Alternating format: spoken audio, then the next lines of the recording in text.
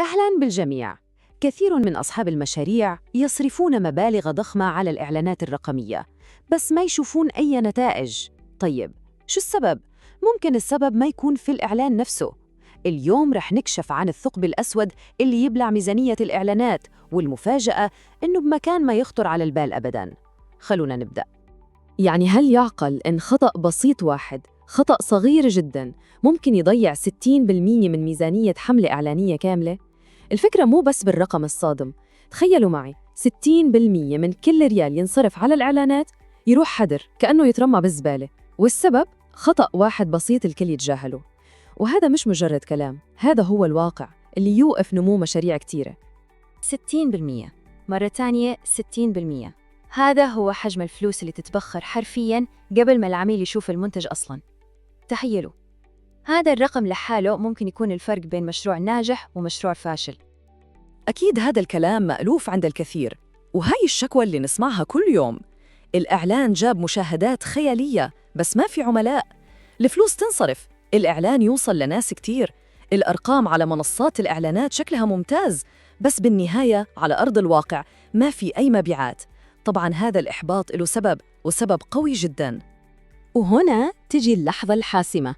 الكل يركز على تحسين الإعلان، يغيرون الصورة، يعدلون النص، لكن المشكلة الحقيقية تصير بالثواني القليلة اللي بعد ما الواحد يضغط على الإعلان. العميل المحتمل يختفي فجأة، كأنه يدخل في ثقب أسود بين الإعلان وبين صفحة المنتج. طيب، كيف صفحة الويب ممكن تلتهم الميزانية بهذا الشكل؟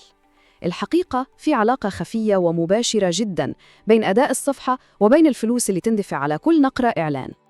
عشان نكون واضحين، لما نقول صفحة الهبوط أو اللاندنج بيج، نقصد أول صفحة يشوفها الزائر بعد ما يضغط على الإعلان.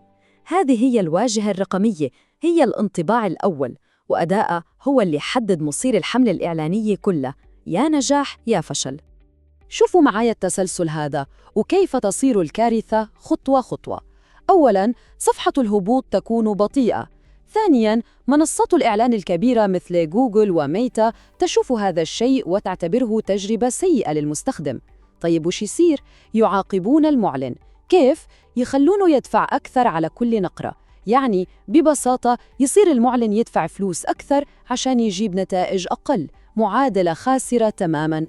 عشان نستوعب حجم المشكلة، تخيلوا إنه تأخير ثانية واحدة بس، ثانية واحدة في تحميل الصفحة، كافي إنه يخلي نسبة كبيرة من الزوار يطفشون ويقفلون الصفحة ويروحون. كل هذا قبل حتى ما يشوفوا المنتج أو الخدمة. هذه هي الفلوس اللي قاعدة تضيع مع كل ثانية تأخير. إذن خلاصة الكلام إلى الآن، المشكلة مو بالإعلان. صار لازم ندور على الأسباب الحقيقية، الأسباب التقنية اللي تخلي الصفحة نفسها بطيئة. وهذه قائمة بأشهر المشاكل اللي تسبب البطء. أول شيء الصور، صور حجمها كبير جداً وما تم تحسينها للويب. ثانياً، الأكواد الخارجية الكثيرة مثل أكواد التتبع والتحليل اللي تبطئ كل شيء. ثالثاً، استضافة الموقع نفسها تكون ضعيفة أو بطيئة. ورابعاً وببساطة يكون في إهمال عام لتحسين سرعة الموقع. طيب وش الحل؟ أكيد الحل مو بزيادة ميزانية الإعلانات، هذا مثل صب الماء في قربة مثقوبة. الحل الصح هو إننا نوقف كل شيء، نرجع خطوة لورا ونركز على بناء أساس قوي، أساس تقني يقدر يستقبل الزوار اللي جايين من الإعلانات بدون مشاكل. الخطوة الأولى واضحة جداً، لازم نوقف حرق الفلوس هذه ونبدأ نصلح الأساس، يعني تسريع صفحة الهبوط أولاً قبل ما نصرف ريال واحد زيادة. هذا مو مجرد تعديل تقني، هذه خطوة استراتيجية أساسية عشان ننقذ الميزانية ونخليها تشتغل صح. بس لحظة، الموضوع أعمق من كده. خلونا نرفع مستوى التفكير شوي. الهدف النهائي مو بس إنه الصفحة تكون سريعة، السرعة هي مجرد وسيلة.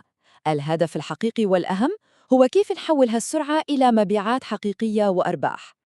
وهنا لازم نغير طريقة تفكيرنا. ما الفائدة من صفحة تفتح بسرعة البرق إذا ما كانت تقنع الزائر يشتري؟ السرعة مهمة نعم، لكنها مجرد أداة. الهدف الأساسي هو أن الصفحة هذه تزيد من معدلات التحويل، يعني تحول الزوار إلى عملاء فعليين. وهذا هو الفرق بين مجرد تحسين السرعة وبين تحسين التحويلات. الشغل ما يوقف عند تسريع الصفحة وبس. المتخصصين يحللون سلوك المستخدم ويحسنون كل جزء بالصفحة عشان تزيد المبيعات. القصة مو بس يلا نسرع الصفحة وخلصنا. وفي النهاية لازم كل واحد يسأل نفسه هذا السؤال: قبل ما أفكر أصرف ريال واحد زيادة على الإعلانات، وش هي التكلفة الحقيقية اللي قاعد أدفعها بسبب تجاهل صفحة الهبوط؟ صدقوني، الإجابة على هذا السؤال ممكن تغير استراتيجية العمل بالكامل.